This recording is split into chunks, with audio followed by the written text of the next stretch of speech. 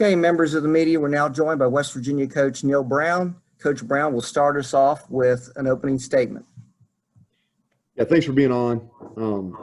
If you've been waiting, I apologize. We're down in the locker room. Fun day. Appreciate everyone coming out. Thought we had a good turnout. Rain held off, so that's always a positive. Before I talk about the scrimmage, just want to say how excited my family and I are about the recent contract extension. One of the two big draws to West Virginia, if you go back to January of 2019 for Brooke and I, were the opportunity to impact an entire state through the game that we're passionate about. And after being here for 2+ years, that has been so true. And we feel strongly connected to the people here. And the second thing was alignment.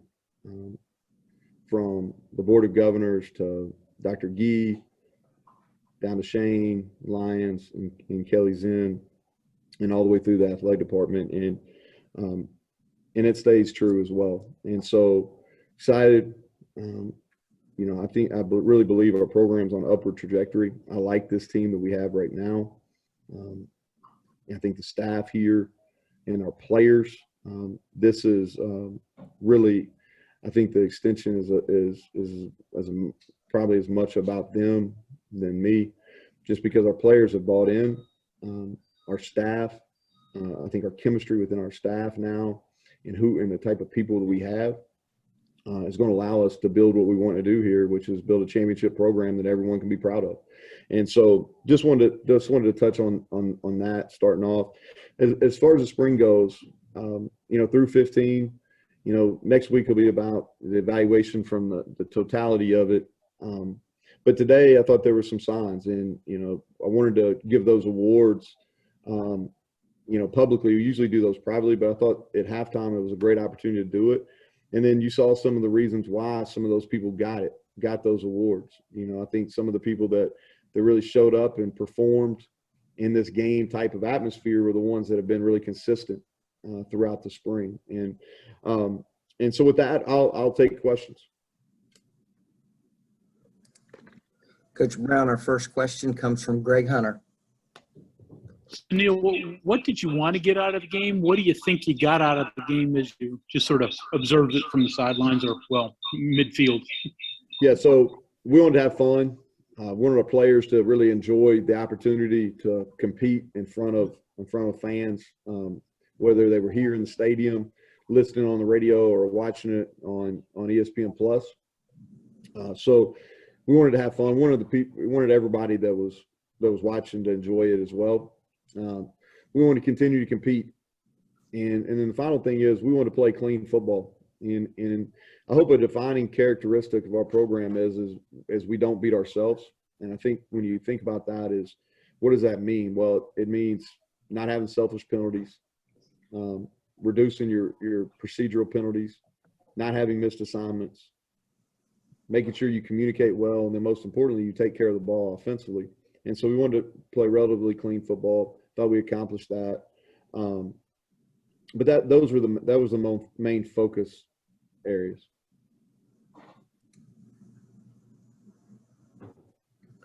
Our next question comes from Chuck Landon. Neal, could you assess the play of Jarrett Dagey and Green today, please? Yeah, so I thought Jarrett was really solid. I was excited that he pulled the ball on the zone read down at the goal line and scored. That's something it's been a point of emphasis. Not that he's ever going to be a guy that we call run plays for, but he's got to be able to pull the ball when the defense gives you a pull read, and he's got to be able to have, he's got to continue to improve in the pocket.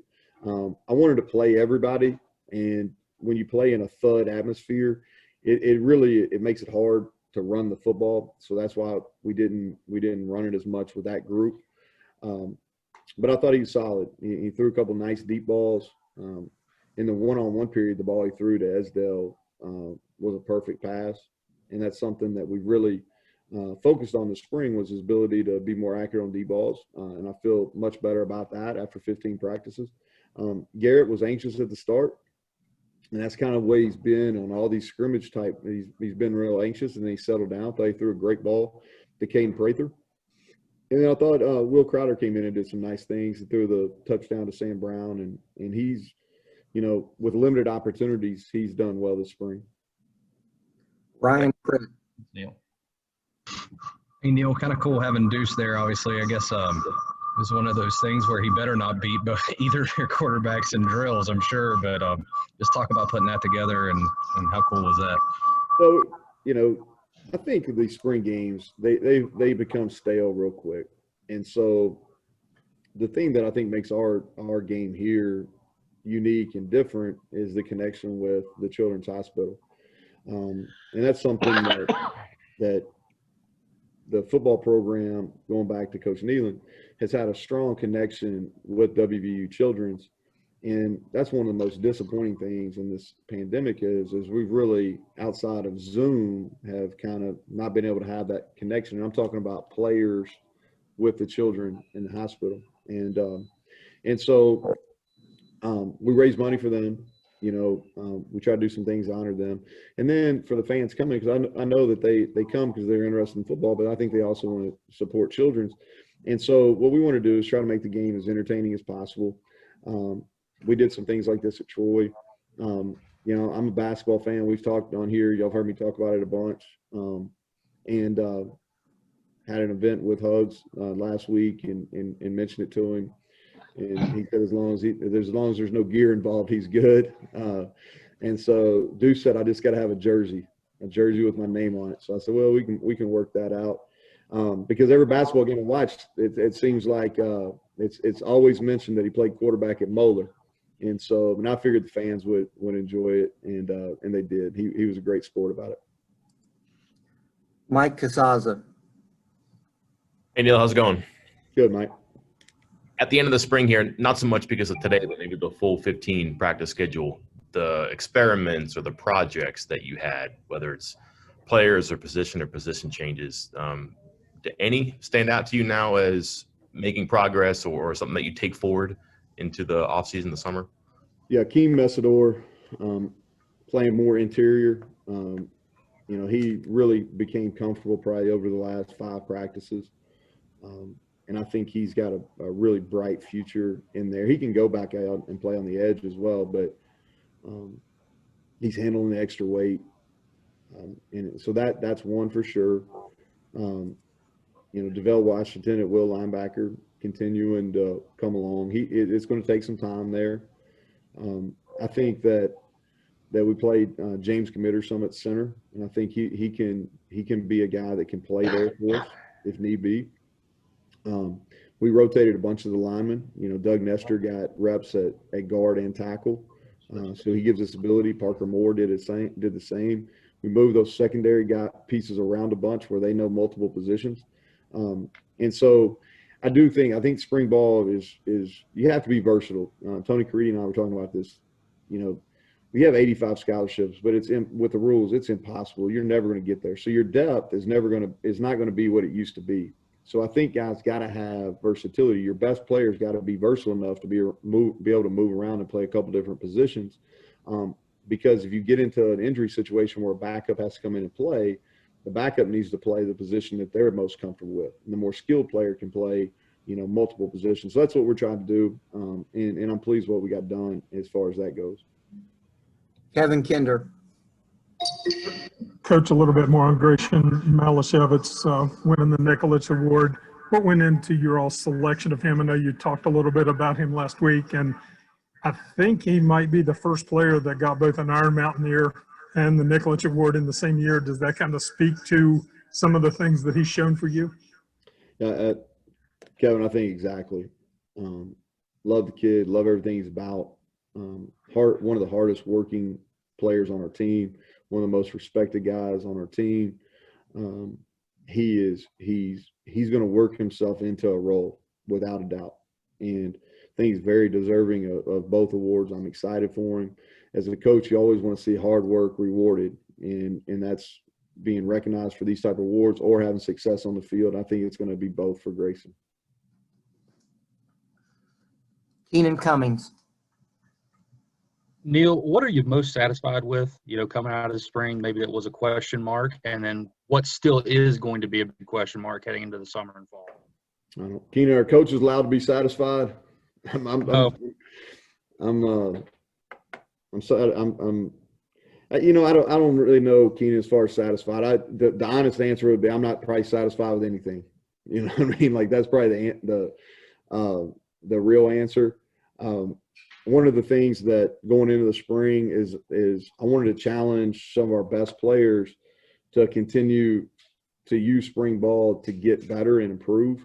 And when I say that, I'm talking about a Letty Brown, who didn't get tackled one time this spring, but I wanted him to get better. And I thought he did that. Like he has become such a better pass receiver. He's so much better in pass protection. He was one of our leading point getters in our special teams competitions. Josh Chandler, learning both the Mike and Will positions and really taking the next step from a linebacker and be able to be ready to step into those shoes that Tony Fields left. And so I think that is probably as much is from a leadership perspective. Some of those guys really came and bought into using these practices to improve. So probably that is what I'm satisfied the most about. As far as things, we've got to continue. We're a work in progress. We've got to continue. We got to punt the ball better. I think that's something that for sure that we've got to do. We've got to continue to work up front. We're a lot better than we have been at any point during our tenure here, but we're not where we need to be either. So we got to continue to get better up front. I think defensively we've got to develop some depth in the secondary. I think that's the issue right there. Greg Hunter. So, Neal, you talk about your offensive. How much do you identify maybe your top 5 or top 7 coming out of the spring? And well, you may not tell us. Do you think you have what you want there? Greg, you asked about offensive line. Is that what you said? Yes. Okay. Yeah, I think what we have is right now we've got 6 guys that have probably separated themselves a little bit from the rest of them. I think we've got 2, maybe 3 more that as they progress through the summer can compete. And then we've got a freshman in that we have high expectations for to come in and be competitive to get in that top tier as well. Alex Hickey. Neal, Alex, man, good to hear from you. Good to be back for a minute. The final play there, did you have that in your back pocket as your tiebreaker, the big man one-on-ones? And would you like to see that as the new triple overtime? I gotta get my man Drummond to. He wants to run to me double moves. He just needs to go vertical in one-on-ones.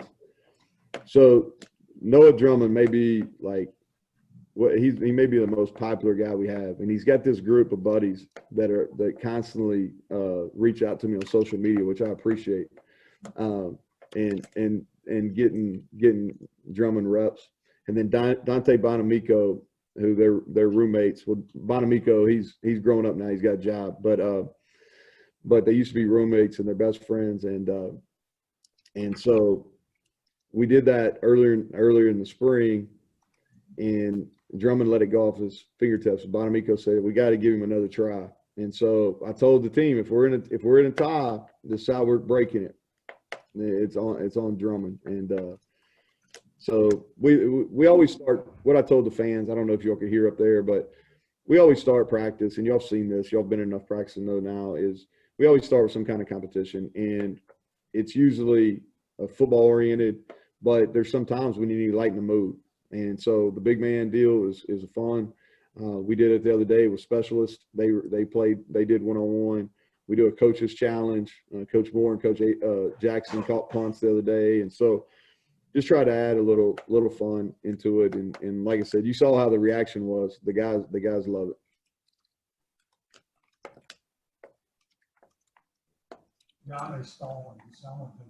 Mike Kazaza. Okay. Hey, Neal, I have 2 for you. One's on a player and one's kind of on this the new rules thing. If I get to the rules thing first, with the practices being limited and kind of reshaping camp, have you started thinking about that And I'm sorry if I went too fast forward there on you. No, you're fine. You're fine. Ask your second question here in a second. Let me answer that one because I'm sometimes I get slow. I'll forget the second one. So I think I think you'll hear coaches talk about this.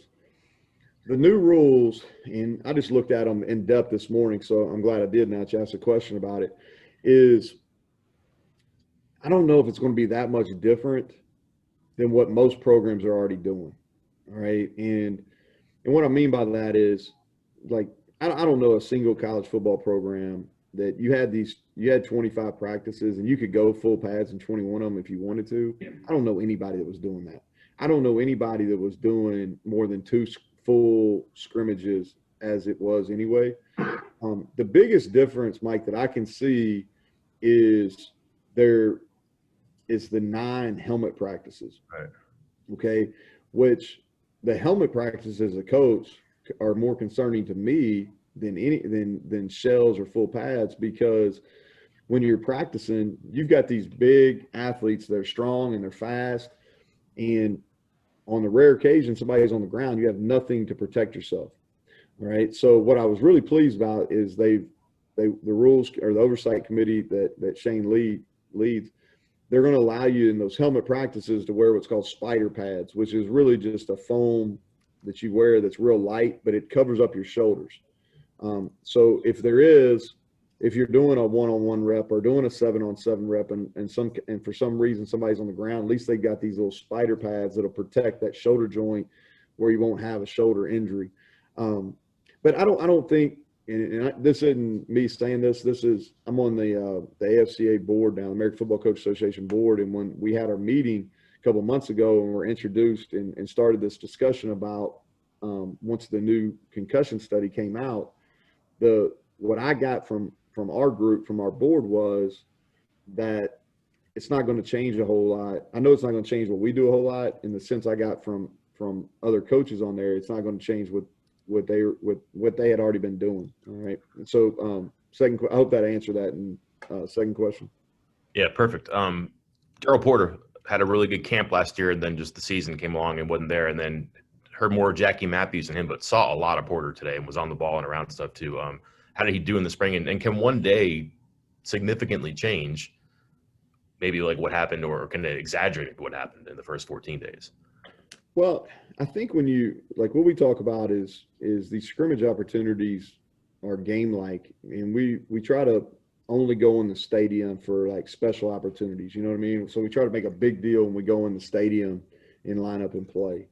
And so I think if you shine in those stadium scrimmage opportunities, those, in my mind, from an evaluation standpoint, do count more than just your regular practice that we do up on the practice field. So that, to answer that question, is yeah, I think they do. I think they do hold more value.